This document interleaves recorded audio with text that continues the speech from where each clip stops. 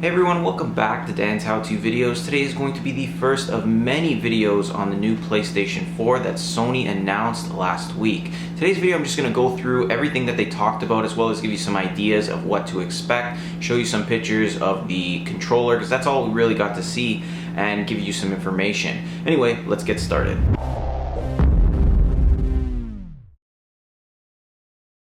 So the first thing we're going to get into is the PlayStation 4 specifications, and from what we know right now, it's going to be running an 8-core CPU with an x86 processor. It's also going to have a second chip which is going to allow you to download and upload games in the background, and this is kind of a cool concept because you can actually play the game as it's downloading. Now the PS4 will have 8GB of GDDR memory and feature APU technology, which is usually used in high-end graphics cards. As for the GPU, Sony didn't really give us much, but we're expecting it's going to have a ton of power, and they showed this by the games that were featured at the event. Not to mention, Sony said that this system would exceed gamers' wildest expectations. Now during the event, Sony didn't actually show us the console itself, but they did show us the new Duelshock 4 controller. Now the Duelshock 4 controller has a new look and feel. It's slightly larger than the Duelshock 3 from the PS3, and the hand grips look more straight and are more rounded. The main changes are the addition of a touchpad, which is very similar to the PS Vita. The analog sticks have also gone through a slight change. They're now curved inwards, sort of like the 360 controller, but not bow-like. They're more concave with an upward hill, if that makes any sense.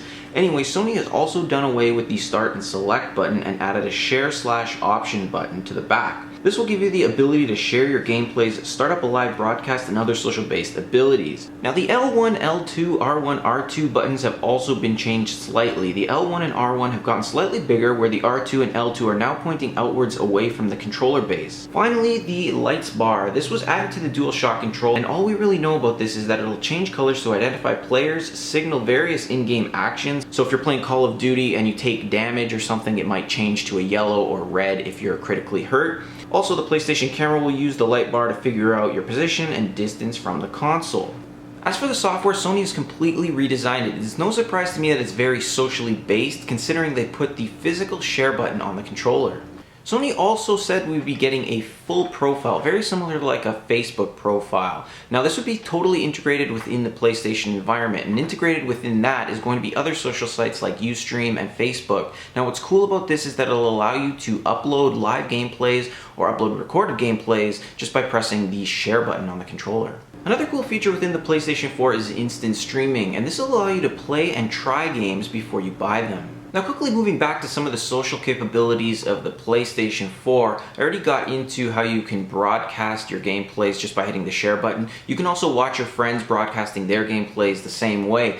But one cool feature I didn't get into was the ability to connect your friends to your console remotely. Now the only real way I can give you an example of this is if you're ever stuck in a game, say you're playing Call of Duty or something and you can't get by a certain mission, you can connect your friends remotely and they can actually play that mission or that part of the game and get you through that level. Anyway, to close this out, I'll show you guys some gameplays that were at the event, as well as go through some of the different games that are going to be featured when PlayStation 4 is released.